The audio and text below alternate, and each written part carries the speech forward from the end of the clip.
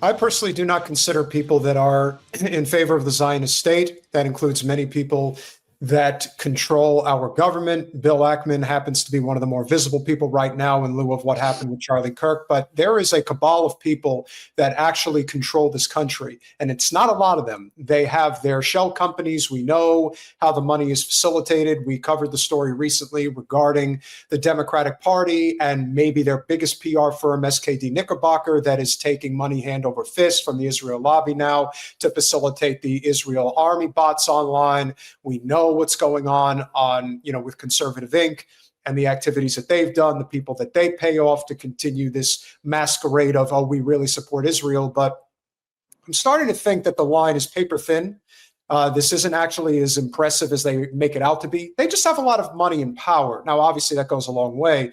But in the long run, we have to disassemble this relationship with this unholy alliance, because if we don't, it will be the end of the United States as we know it. They will drag us to hell with them.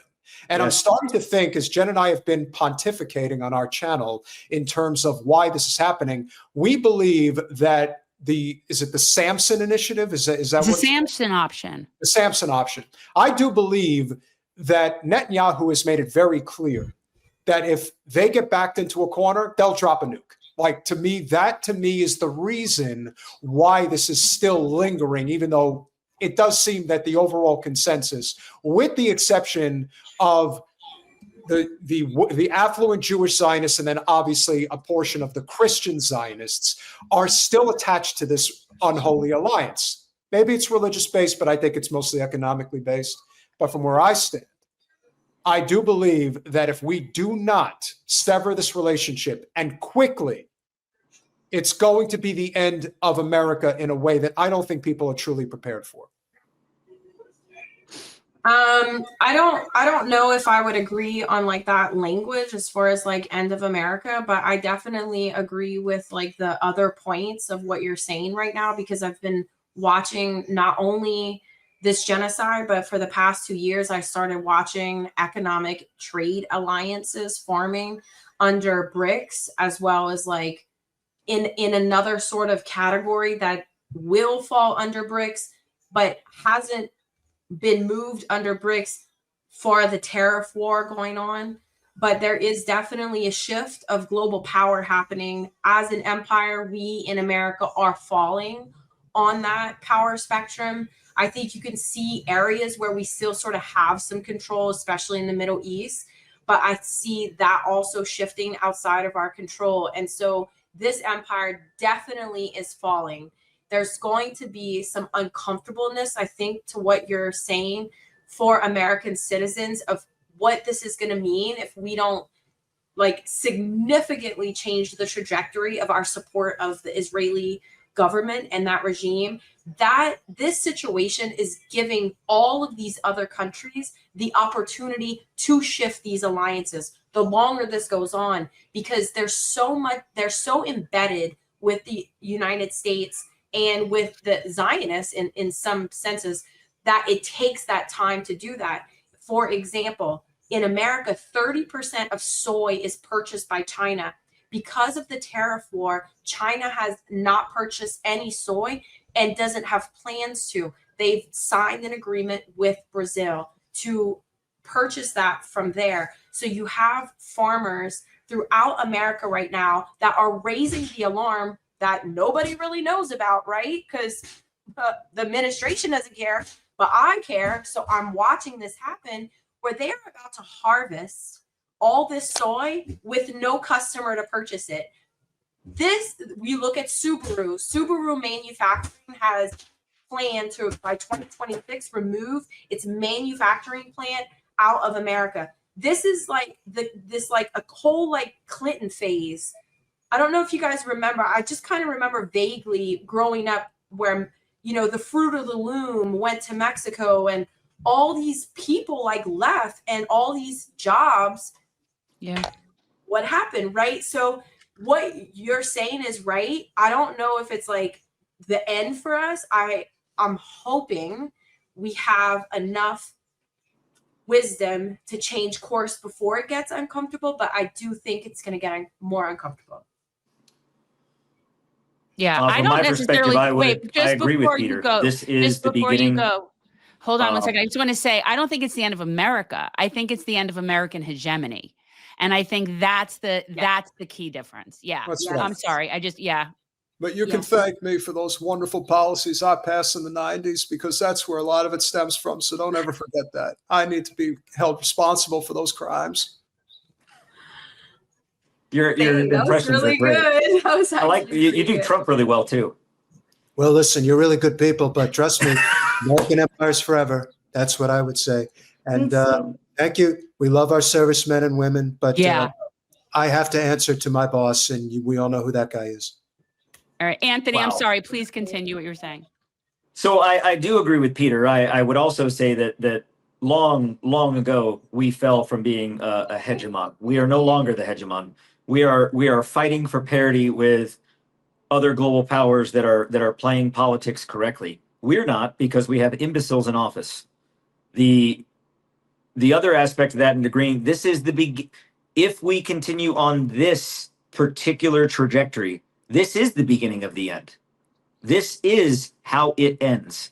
When you go back and you look through the annals of history of how the colonial empires and the Spanish Empire and the Roman Empire and the Ottoman Empire fell, this will be similar in the books written in history about how the American great democracy, the great experiment, failed, because right now our leaders are not ethical and moral. Do you think, anybody out there listening, do you think when Israel drags us into a regional war because they have pissed off everyone in the region whom we could have a partnership with, but we choose the drunk, abusive partner in the bar to be our designated driver to go home? That's what we've done. That in that, do you think that Donald Trump Jr. or Eric Trump or Barron Trump or any of these other politicians and their kids, do you think they're going to go fight in these wars? No, America, your sons and daughters will, and they will die. Why? Ask me how I know. I didn't just enter the army in war. I entered the army when we started these wars. Iraq, Afghanistan, Syria, to the southern Philippines, Tajikistan. I bet a lot of you didn't even know we were fighting in Tajikistan. I was there when they began, and I saw how they unfolded. This is how they begin. Trust me, I have seen them all. In the last quarter century, I have fought in every war that this country has been in. I'm telling you, this is how it starts, and this one does not end with mission accomplished on an aircraft carrier, or let's give everybody a ribbon, or let's fly out of Afghanistan where we have to negotiate with the Taliban in order to secure our safety to depart. This ends with the United States becoming a pariah state, the United States becoming shut off from the rest of the world diplomatically through democracy, and our channels being shut down. Every American, you think we're going to get on a plane and you're going to fly to Europe with your passport and you're going to be welcomed? No, you won't be. We are the pariah. The sad thing is that we can stop this. We absolutely can stop this. I have to imagine you guys have been guests on other channels, but I would imagine you have also been observing how other channels, especially big channels, cover a lot of these key topics. And avoiding the core problem of a lot of what's going on here, I think, is a disservice that these guys in many ways are working against the interests of the United States. Jen and I have had a habit over the past 2 weeks of referring to the person that has been deemed the assassin as a patsy, because that is what that person is. We don't even address him by name. No, we know that matter. Caught up with determining whether this person is a trans lover or a groyper. You are just feeding into the actual divide and conquer strategy that the people who love the state of Israel and all the money that comes with it and power that comes with it is facilitating that very problem. I feel it is incumbent upon anyone that has any sizable reach, we are a small but mighty channel, to actually do some form of a service for our country. Because I love America, and I think that the whole concept of what America is supposed to be is still the greatest thing maybe in the history of the world, the concept of America. But in terms of the way it's been run, in terms of where it is today, we are going down by the head, and I feel it is extremely anti-American for people not to be coalescing, as you guys have, as people should be inspired to do, to work together collectively to figure out how the fuck we're getting out of this. because I worry about it every day. And it is obvious with the actions in particular of what is happening right now with the United Nations, identifying Palestine as a state. Milikowski, as he should be referred to, is threatening nuclear war. We back us into a corner. We know what we're going to do. Yes, it's true. Don't do seriously. Just don't do him. I don't want to, but I can't help it. And make him sound Russian, and he's not. Well, he's Polish. I mean, he's Polish. Yeah, he's American Canadian more than anything. I'm with Peter. I think we start it right now that everybody refers to him as Milikowski. He is not Netanyahu. Milikowski. He doesn't deserve that. He is a Western European colonial mindset Zionist, and he should be called Milikowski. That is what we're calling him. Yeah. And guess what, guys? By the way, he's in our country right now. Oh, I know. With the red carpet, no less. I'm sure that all his tools are holding out chairs for him. And not only that, but let's be honest, we haven't covered it at length. We're going to do more of it, but there's a reason why President Milei of Argentina is getting all the kudos right now, even though he's running that country into the ground. Apparently, they're earmarking as much as $30 billion with a B, dollars to actually send to Buenos Aires to be dispensed. And again, I thought his economy was doing great. No, what they're actually doing is, if you thought they didn't mirror the Nazis enough, now, aside from Cyprus, they are trying to figure out, when shit's starting to really hit the fan, where are all the Israelis going to go, especially the ones with money? Well, it looks like they're going to end up going to Argentina, and the entire cycle repeats itself. Is there going to be justice for all of these war crimes? I think that's a bigger question, especially with what you saw, Anthony, on the front lines in Gaza. To me, they cannot elude justice for what they've done, as far as I'm concerned. No, they cannot. I don't know where this goes. Yeah, Josephine, please go. I think that really depends on the people. We have to decide, when are we going to rest when the genocide is over, or are we going to rest when justice is served? That really depends on us to decide, what does this effort look like? Does this effort look like long-term for Palestine, for us as Americans, right? For Palestinians, it's always long-term. But for us here in America, the amount of pressure that we're putting, does that continue in this effort meter?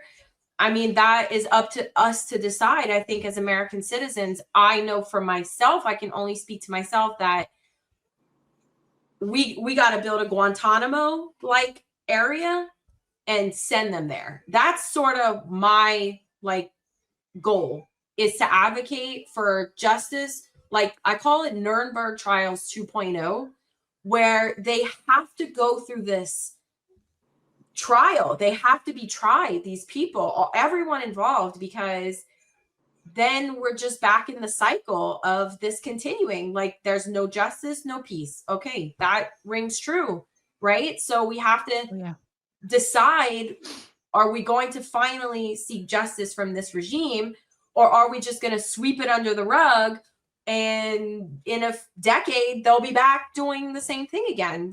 That's up to us, I think, as a global power, to decide how far we're going to take this. Okay, so we have somebody in the chat. Okay, so here we go. So they walk us through the video clips and explain to everybody. Well, I mean, we know that it was the first hearing when Congress came back in session. We did get that far, Irene. But yeah, let's continue from there, because I feel like, we kind of just sort of got into it and people were like, what? So yeah, talk about what you guys just did just there in the meeting, because we didn't see in the meeting. We only saw you being dragged out of the meeting. Yeah, there's some guerrilla style video from inside, which is interesting too. So Josie and I had discussed this ahead of time. There were others in support that were there, what I would call incognito. Medea was very supportive of us. She was supporting from the outside. She didn't want to go in because it would have drawn that attention. So we were trying to do this kind of incognito piece, because don't reveal all RTTPs, okay? Yeah, my mugshot's not up at the Capitol building. Wasn't then. It is now, but it wasn't then. It's a wall of honor in terms of the way I see it, right up there next to Medea and Josie and all the others. But Yeah. so when we went in there, you know, I was sitting there and Josie was sitting next to me and she kept like tapping me to be calm. And I was like, can you stop? Like, I got this. I know, I got it. I know what we're doing. But we waited specifically. It was this was not something that it was just haphazard and the date, the session, everything we planned. And when I walked in, I had in my hand a copy of the United States Constitution and the Declaration of Independence, the writings of our nation. And when I sat down, I saw Ted Cruz with his pinstripe suit and his beard that looks like he got rolled around on like a booger in a carpet. That guy's gross. Ted Cruz is gross. Oh, Ted Cruz I could write a dissertation on that. In case you guys don't know this, they did some type of a secret, This is true. yeah, it's a secret ballot vote on who is the most loathsome Amongst senators. Amongst senators. Them. Ted Cruz won it in a walk. Like Ted Cruz is gross. Yeah. If he was walking down the street, I would walk to the other side, on the other side. Like, he's gross. He's gross. Oh yeah. But anyway, so Ted Cruz is in there, others were in there, and but Senator Risch, who is the committee chair, was straight there, and we were sitting an eye shot at him, and I just looked at him, and the session started, and when they turned it over to the first witness, she turned on the mic, she started talking for a few minutes. We waited for the C-SPAN camera to get kind of zoomed in. And I stood up, and what I said was, the United States government is complicit in a genocide. And I held up the Constitution in my right hand, and I said, you took an oath to this Constitution, and you are not following it. Follow the Constitution. And then as I was saying that, follow the Constitution, you see in this video from inside, the security guard grabbed my arm and ripped it down. And it was so apropos to where our country is right now, where you have Senator Risch sitting in his almighty chair, elevated above the people, in his big leather adjustable chair with his mahogany desk and this expensive furniture in the committee room. And he slams his gavel and he says, off to jail, off to jail. I'm not making that up. He says, off to jail. We're one step away from powdered wigs and calling each other by monarchical names of the 1400s. It's ridiculous. Off to jail. Off to jail. That's what he said. That is how he said it. Off to jail. Oh, and then afterwards, because we interrupted his session, we need to take a break. This has got me. Our politicians, not all of them, most, are weak, pathetic incels. I wouldn't put Senator Risch on a bus without telling the bus driver where to drop his ass off. They are pathetic. They are weak. They are timid. And we, the people, have given that power to them. While I was in the committee meeting, I had never gone into a committee session before, but I wanted to look around because I was like, man, this looks really expensive, fancy furniture. And I went and looked at the chairs that the senators have, these leather, fancy, ergonomic chairs. And I looked at the tag and I went and looked up how much they cost. $1,200 a piece for that chair that these fat ass senators sit in for 10 minutes at a time in their little session. How do you like that, America? Where you're at home and you can't put food on the table or gas in your car or pay for your health care, but a senator who you put into office is sitting in a $1,200 adjustable leather chair in a committee that he only spends 10 minutes in because after they make their comments, they leave. That's what's happening, America. Get in a bus, travel to DC, go to a committee meeting. It's the people's house and see it for yourself. So they let you walk in, right? Like anybody can walk in. That's the people's house. It's the people's house. After Josie and I paid our $35 fine, well, $50. We tried to get the military discount, but they wouldn't give it to us. After we paid our fine, we went right back. I was there the next day. I was there in the Dirksen building the next day doing a podcast with Tommy G. It's the people's house. We give up the power. Go there and knock on doors. Yeah. Yeah, and that's also what was so infuriating to me. I remember when Medea approached, what was his name? Was it Ben-Gvir when he was here? Yeah. And I felt so enraged that, like, how dare he be in our house? That's what it felt like. It's so grotesque. And it's just, yeah. I do think that that's one of the bigger problems we have in this country is that not enough people go to our nation's capital. They don't understand that these people are paper tigers. They're also extremely weak individuals in so many ways. I've often said, if you have people that are making decisions about war and peace that did not serve our country, they are often the most dangerous ones of all, because there is this sense of this lack of, it could be masculinity, it could be lack of courage, the need to prove oneself in terms of their valor, which is why stolen valor is a very common practice in this country amongst those that don't serve.